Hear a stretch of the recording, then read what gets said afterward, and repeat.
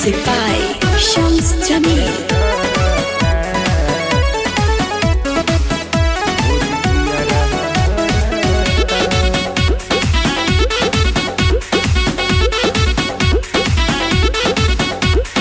जहिया से गईला सुना लागता सेज हो, जहिया से गईला सुना लागता सेज हो। न जवानी धीर धरता मोरा जिया रहता, न जवानी धीर धरता मोरे जिया रहता। साल बीत गई शादी मैरेज हो, 2 साल बीत गई शादी मैरेज हो। मन भीतरे अखरता मोरी जिया रहता, न जवानी धीर धरता मोरे जिया रहता।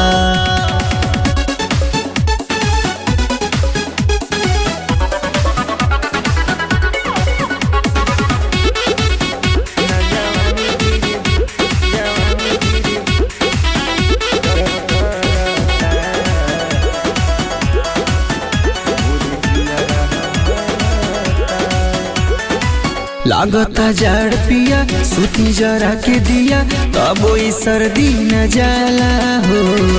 धैलया के कोरा कहता मन मोरा नहीं अकेले रहला हो। लागता जाड़ पिया सूती जरा के दिया, तब वही सर्दी न जाला हो। धैलया के कोरा कहता मन मोरा नहीं अकेले रहला हो।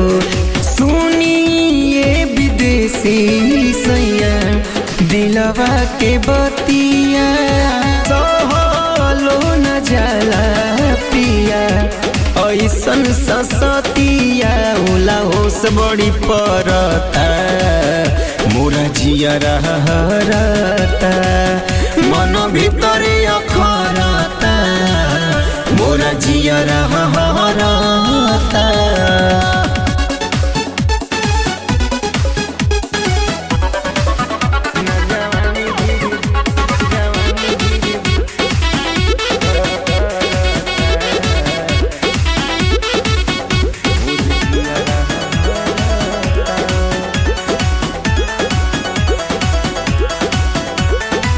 यही रे नया साल ले ले हमार हाल, बीते न लब के समैया जी। आगे ओढ़ा दी कमर सैया विदेशी अमर, बाबे डबल के पलंगिया जी। काजी नया साल में छोड़ के पढ़ाई बनी। यही रे नया साल ले ली हमार हाल, बीते न लब के समैया जी। आके ओढ़ा दी कमर सैया विदेशी अमर, बाबे डबल के पलंगिया जी। कोहेली बलमुआ बिरजू चली ना बहाना, चूल्हिया में लवना बिना बनी कैसे खाना। सारा देहिया ठहरता मोरा जिया रहता, न जवानी धीर धरता मोरा जिया रहता।